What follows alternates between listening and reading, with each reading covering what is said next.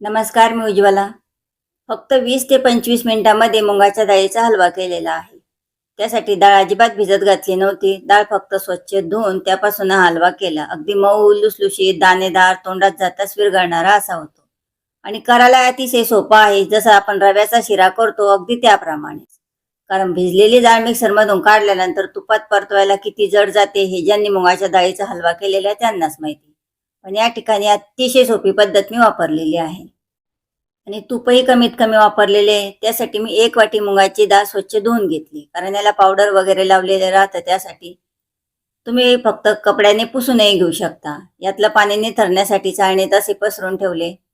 उन्हाळा दिवस होता, त्यामुळे फॅन खाली लगेच 7-8 मिनिटांमध्ये ही कोरडी होऊन जाते. यातलं पाणी बरंचसं जिरलेलं आहे. आता एका कढईमध्ये फक्त पाव चमचा तूप घातले. त्या 4-5 बदाम आणि 4-5 काजू मी मिडियम गॅसवर परतून घेते. त्यामुळे या काजू आणि बदामची चव छान लागते. ते काढले. नंतर एक सपाट चमचा तूप घातले. आता ती डाळ आपण स्वच्छ धुवून थोडीशी सुकून घेतलेली होती ती यात घालायची आणि मिडियम गॅसवरती छान अशी परतून घ्यायची. आता डाळ आपल्याला जवळपास 4 ते 5 मिनिटं परतून घ्यायची आहे आणि मिडियम गॅसवर सतत हलवत राहायचे. आणि डाळ परतवताना मिडियम गॅसच ठेवायचा, एकदम कमी किंवा फुल नाही करायचा. सतत हलवत राहायचे आणि तुपाचा वापरही जास्त केलेला नाही. अगदी एक छोटा सपाट चमचा तूप घेतलेला आहे. जवळपास 4 ते 5 मिनिटं डाळ अशी छान परतून घेतली. किंचित कलर चेंज झालेला आहे. यापेक्षा जास्त परतवायची नाही, नाही तर जळेल ती डाळ. आता हे खाली काढून घेते. 7-8 मिनिटांमध्ये डाळ अशी प्लेटमध्ये पसरून ठेवल्यानंतर थंड होते. आता मी मिक्सरच्या भांड्यात घालून ती बारीक करून घेते. छोटं भांडं आहे त्यामुळे मी 2दा करून याला बारीक करते. तुम्ही घेतलेलं भांडं मोठं असेल तर एकदाच बारीक करून घेऊ शकता. डाळ तुपात परतून घेतलेली होती, कुरकुरीत झालेली होती, त्यामुळे अगदी पटकन बारीक होते. जास्त पीठही करायचं नाही. अशी रवेदार छान करायची, त्यामुळे शिरा छान मस्त दाणेदार होतो. आता याचा आपण हलवा करून घेऊ. त्यासाठी कढईमध्ये जो छोटा चमचा आहे त्याने जवळपास 4 चमचे तूप घालून घेते.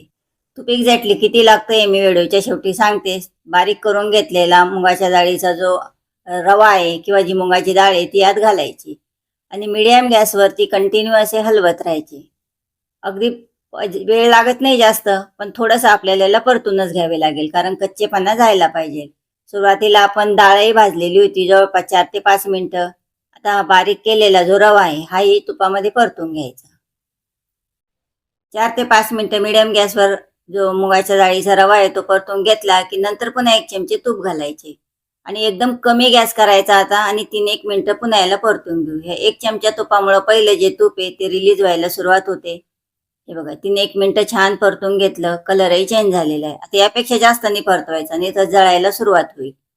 आता यामध्ये आपल्याला घालायचं आहे दूध.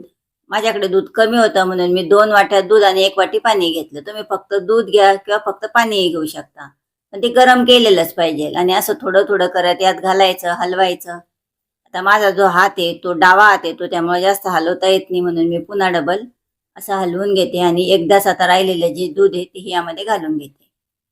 आणि 1 वाटी डाळीसाठी 3 वाट्या दूध किंवा पाणी घालू शकता, जास्त नाही घालायचे.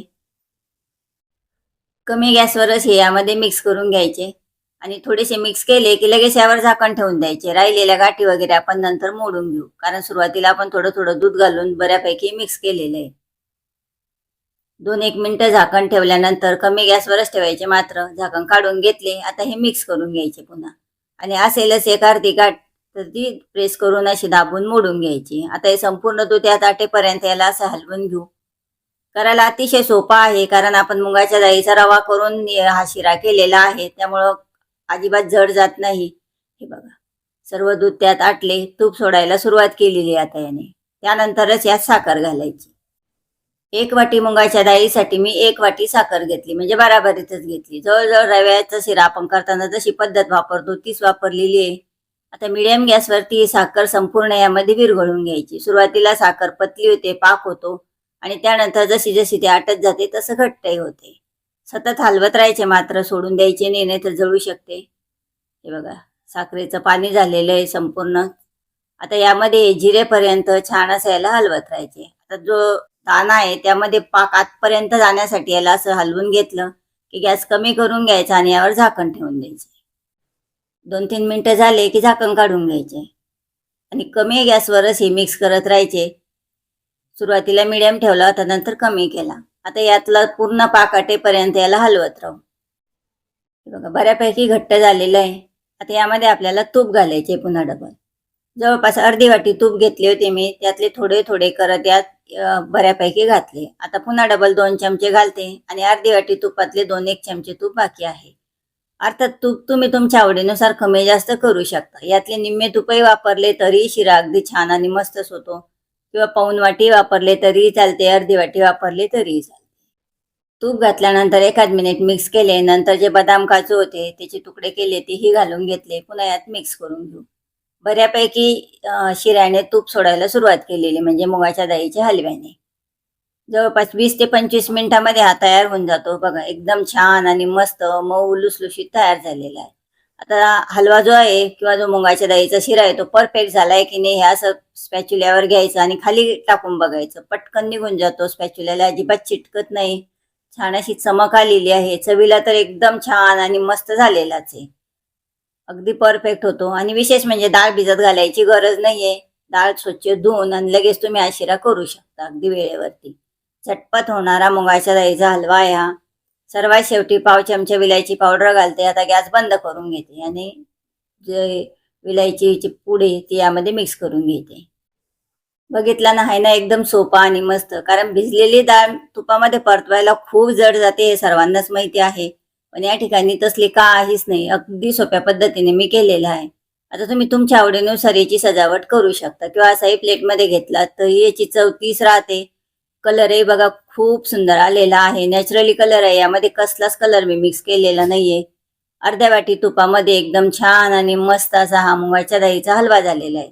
तुम्ही एक वेळा नक्की ट्राय करून बघा. रेसिपी कशी वाटली कमेंटमध्ये सांगायला विसरू नका. रेसिपी आवडली तर नक्कीच लाईक शेअर कमेंट करा प्लीज.